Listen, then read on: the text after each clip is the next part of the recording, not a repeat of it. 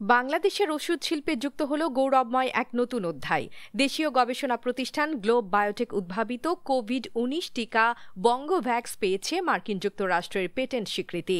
স্বাধীনতা পরবর্তী ইতিহাসে এই প্রথম কোনো টিকা বা ওষুধ উদ্ভাবন আন্তর্জাতিকভাবে এমন উচ্চ মর্যাদাপূর্ণ স্বীকৃতি পেল। রবিবার রাজধানীর তেজগাঁওয়ে আয়োজিত এক সংবাদ সম্মেলনে এ ঘোষণা দেয় গ্লোব বায়োটেক কর্তৃপক্ষ।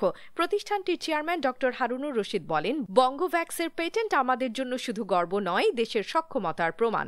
তিনি জানেন, বিশ্বজুড়ে কোভিড-19 যখন মহামারী আকারে ছড়িয়ে পড়ে, তখন দেশের প্রয়োজন বিবেচনায় গবেষণা শুরু করেন তারা। বিজ্ঞানী কাকন নাগ ও নাজনীন সুলতানার নেতৃত্বে গ্লোব বায়োটেকের গবেষক দল তৈরি করেন কোভিড শনাক্তকরণ কিট, চিকিৎসায় কার্যকর ওষুধ এবং সবচেয়ে আলোচিত উদ্ভাবন অর্থাৎ mRNA প্রযুক্তি নির্ভর এক ডোজের টিকা বঙ্গোভ্যাক্স। প্রতিষ্ঠানটি দাবি করেছে, তাদের উদ্ভাবিত টিকা নিরাপদ, কার্যকর এবং তুলনামূলকভাবে সহজে সংরক্ষণযোগ্য।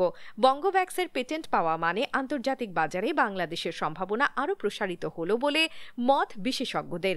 এটি শুধু চিকিৎসা ক্ষেত্রেই নয়, দেশের গবেষণা, উদ্ভাবন ও জ্ঞানভিত্তিক অর্থনীতির দিকেও এক বড় ধাপ এগিয়ে যাওয়া।